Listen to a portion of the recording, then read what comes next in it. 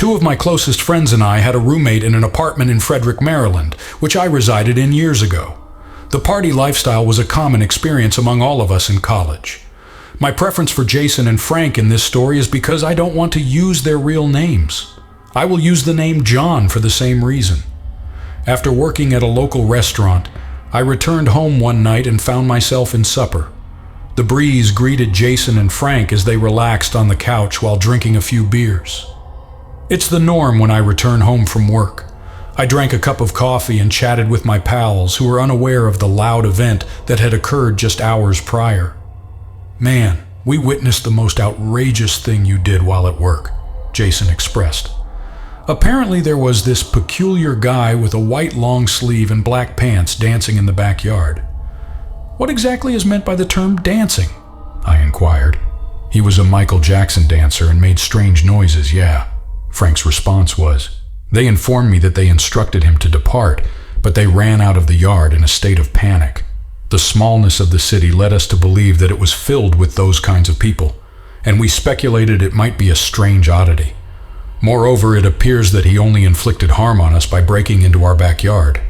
It had been a week, and Friday night was perfect. The boys and I were savoring each other's company at our dinner table. It wasn't until we heard the hee-hee sound that our match turned into a heated competition." "What the hell was that?" Frank's question was. All three of us rushed towards the back window to look, and there he was, dancing while walking on the moon. On a Friday night, it was 12:15 a.m. Does he not have any better things to do? Someone has come up to me and said, "Hey man, what's going on?" He answered by repeatedly singing Michael Jackson lines. We found it a bit strange and quite alarming, as we had no idea whether this guy was under any sort of threat. The most peculiar aspect was that he bore a resemblance to Michael Jackson. They possessed long black hair, pale skin, and a lengthy appearance. "Dude, you have 10 seconds to escape from the yard or I will beat you up." The words spoken were by Frank. The man escaped from our yard and proceeded to enter through the side gate. We witnessed him dash down the street and then take off close to the main road that runs through Frederick. All three of us laughed at it and believed he was an unstable stranger who was messing with us. The next day, I woke up with a cigarette in hand. Frank had left for work and Jason had stayed at their girlfriend's house overnight, leaving me alone in the house. While smoking and savoring my morning coffee, I came across something in the yard. I ascended to it and was terrified.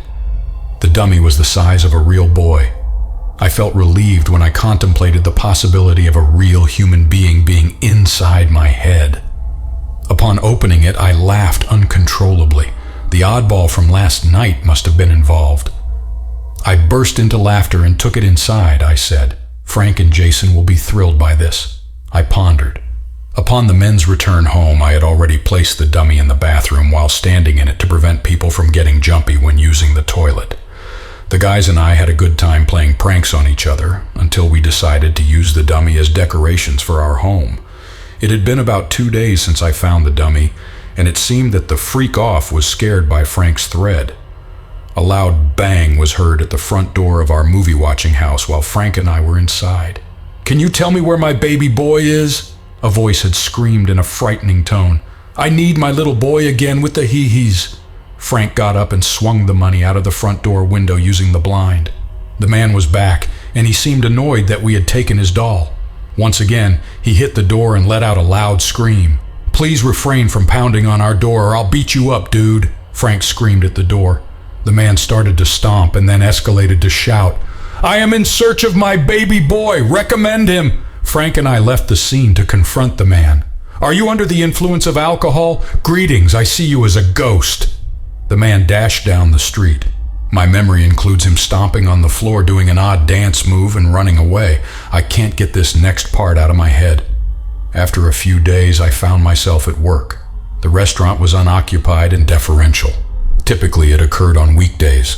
Upon my arrival, our hostess inquired about my name and told me that someone had just sat down.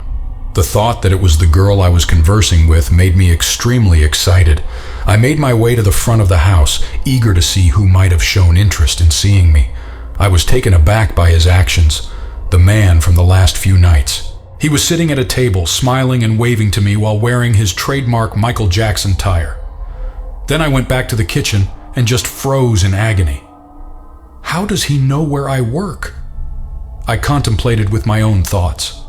I stepped back and caught sight of his face for the first time. He was not a person I had any knowledge of. He was shouting at me from across the restaurant. He again then said, "John, I'm interested in placing an order. My wish is to have my little boy back in my arms." I must admit, this was the most humiliating and frightening event that I had ever encountered. My colleagues were all laughing and giggling at me. A coworker asked me about the person's identity, and I responded by stating that he was a creepy stalker who was harassing me. When she asked him to vacate, he stood up and caused a complete disturbance.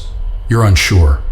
My desire is to have my little boy, and John has the same wish." After that, he began moonwalking and exited the restaurant. I remember thinking, this is the end of the line, and it was time to make this man go away forever. I remember thinking how strange it was that an adult in their 30s could be out all night running around with a life-size child doll. Despite Frederick's odd behavior, this one stands out as the most impressive. This wasn't a cute little joke. It was quite bizarre and starting to turn into a form of bullying. I communicated with the males via text message, ensuring they were informed of the incident, and we agreed to return the doll to him along with police intervention if he continued to come. Upon my arrival home that day, I left a note and placed the dummy on the porch as my first step. The message stated, "Please take your friend and leave us alone. Returning around will be a significant regret." After leaving the dummy on the porch, I ventured out to smoke a cigarette and found it was missing after an hour. It was likely that this man had already taken the dummy within an hour. My note that I had left him was still sitting on the porch. The thought of him watching us and looking after his belongings makes me feel uneasy. Even though I haven't been in that apartment for a long time, I still find myself questioning the unstable man and why we were targeted. At the age of 9 or 10, my family moved to a new town. Regrettably, my mother and stepfather were addicted to drugs during that period. Our home and parties were always frequented by individuals, but it's unlikely they had any knowledge of drug use. Their job was to keep it out of the public's reach while keeping their home clean. In any case, we dwelled in a recently constructed, double-walled dwelling that had been partially finished. My bedroom was located upstairs rather than in the basement at that time. It was possible for you to climb in and out of my window, although I never did it. It was common for me to feel like someone was out there watching me from the window at times. Our close proximity to 2 neighbors within a 5-mile radius made it unlikely for anyone to see me. I couldn't help but feel like I had someone close to my heart during the night. If you've ever felt that way, you know what I mean. The sensation of being observed, someone in your vicinity. It's a bit of an odd sensation. I was in this state for an extended period of time. It's unlikely that it would happen every night, but I can still remember it. That's a sufficient background information. Let's delve into the narrative. The night was chilly due to the cold winter weather. My dog was eager to go out, but I don't remember the time. With the presence of 2 doors in the double wide, I opened the front door for her. The cold weather made it unnecessary for me to keep the door open or go out with her, but she managed to escape. After waiting in the living room, I heard her call at the door to let me know that she was ready to come in. Upon hearing it, I began to walk towards the door, and then heard footsteps. I thawed at the door. I didn't venture out, but I sensed that someone was with her. Despite being on the button, I couldn't bring myself to look. I had the impression that it was freezing outside, and as an animal enthusiast, I simply wished to have her back in my company. I secured the door and then ran to the side door, shouting her name. I shut the door and waited for her to come around. After a few seconds, I heard the same footsteps again.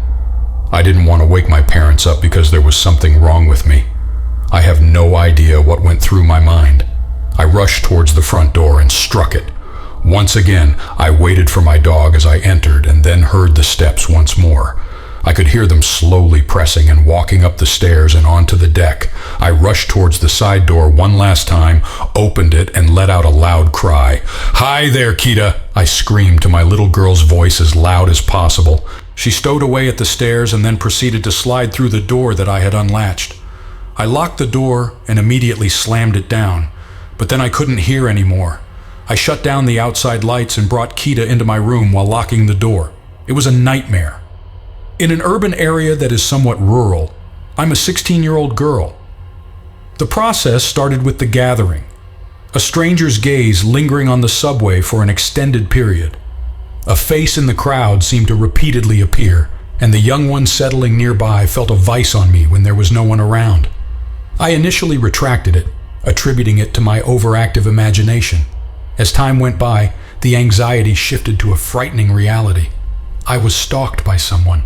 Initially, my social media accounts were inundated with anonymous messages, cryptic phrases that suggested intimate familiarity with my day-to-day life and preferences. I attempted to view them as playful pranks, but the messages became more and more personal, reaching for the creepy. I entered the dark hallway of my apartment building after locking my door one night. The view at the end of the corridor was obscured by a dark figure who, as I raced forward, held tightly to my chest, the menacing footsteps echoing in time with my own. The next step was the phone call, a snarling voice in the middle of night whispering my name and sharing details of my day that no one else should be aware of. I couldn't seem to fall asleep. The inconsistency of my thoughts about the unidentified person who had been encroaching on my existence. I took precautions, adjusted my schedule, and encountered calmness and busy locations. The stalker was unyielding. The discontinuation of day and night became too much for me due to paranoia. Everyone in the crowd became a threat. All the numbers on my phone a source of terror. I had a package delivered to my doorstep one day. Inside, there's a disturbing assortment of pictures that depicted moments from my life. Serene, unremarkable, and intimate. The awareness that someone had trespassed into my dwelling, my home, sent shivers down my spine. I was plagued by fear that overshadowed even the slightest pleasures. The incidents were reported to the authorities by me. The stalker's identity remained unknown, leaving only the feeling of being pursued by an invisible evil. With each passing week, I was haunted by the fact that my stalker was always ahead of me. The unsettling certainty that they were watching, waiting, became a haunting presence in my life. In the end, I was left with a profound sense of vulnerability, forever changed by the shadow of darkness that had invaded my life. I am still working on this and would appreciate some advice in the comments section. My job and high school education are both necessary, and this is the least I can hope for. Stay safe, everyone. I was an 18-year-old girl when this took place. An informal disclaimer: I was a heavy drug user during that period. I moved to a town where my older sister and I had never been before after breaking up with my high school boyfriend. Despite feeling depressed, I attempted to reconstruct my life as best I could, but it didn't go as planned. Being an unintelligent 18-year-old, I found myself in the company of a hostile group who began using drugs to alleviate my depression. By this time, I had reunited with an old high school acquaintance who was my former crush. He's going to be referred to as Jake in this tale. It didn't take long for Jake and I to rekindle our friendship, and we ended up building even stronger bonds than when we were in high school. My sister, brother, and I decided to have a drink one evening, followed by Jake and me having sex after noon. The following day, everything seemed to be normal. Our friendship endured, and there was nothing unusual about it. I didn't realize it until I started seeing a guy who simply called me Cade. I began to have romantic feelings for Cade, but my initial interest was not in a relationship as I wanted to give myself time to heal. I had spent a significant amount of time with him. Jake became obsessed after learning, and I firmly informed him that I did not want a relationship with him, which resulted in him having to withdraw because we were not dating. He chuckled at it. It's natural that he would become aware whenever I ventured out with my friends to use again. I'll give him that as well. After spending time with my group of friends, I was walking back from the hotel when he suddenly appeared and demanded that I enter his car. I succeeded, and despite his fury, I made it back home safely. After a brief period, I decided to spend time with Jake. I went to his house and it looked good for a while, until he made the choice to have some leisure time.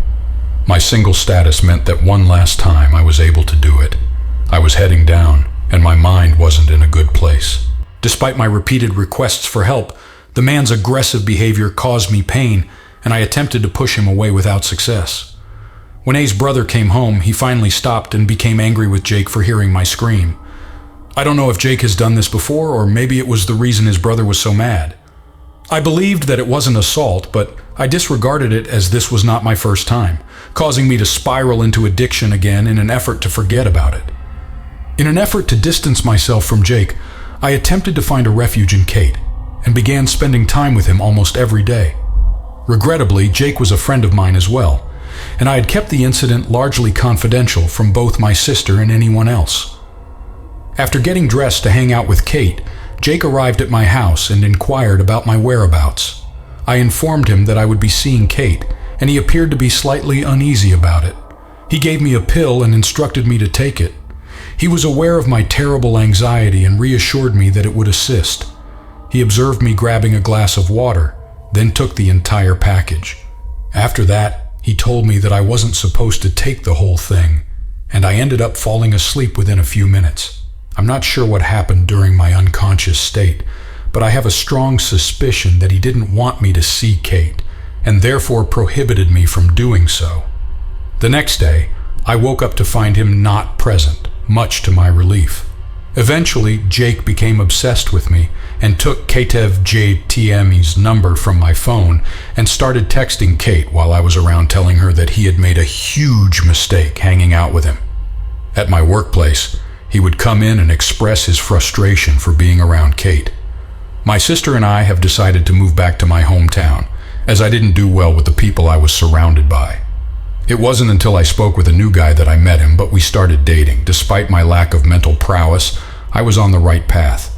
It had been 3 months since I last did so. It was still a challenge to get my life together with my boyfriend, who wasn't very nice, but I was making an effort. One day I receive a knock on my door and Jake arrives. I made the decision to come back to my hometown and spend time with my sister, hoping to catch up with Jake. Throughout the entire encounter, Jake was trying to suggest that he still had feelings for me, and I eagerly rejected his actions and ignored his attempts. During the time that Jake was at my house, my boyfriend decided to come over and pick me up. Jake's eyes went black, and he kissed me upon his arrival. No one has ever given you such a creepy look. I had spent some time with my boyfriend before heading out to work. Upon my arrival home that night, I discovered that my house had been burglarized because the money I was saving for rent had already been taken. That's the only thing that matters to me. If Jake had broken into my house while I was there, I'm not sure what would have happened, as he may have done it. Fortunately, I was able to avoid seeing him again after that. Even after a few years, my sister still had questions about me from the time he met her. I'm experiencing a significant improvement. My spouse is a good-looking person, and I am blessed with an attractive child. It's been 7 years since I regained my health. Regrettably, Jag has passed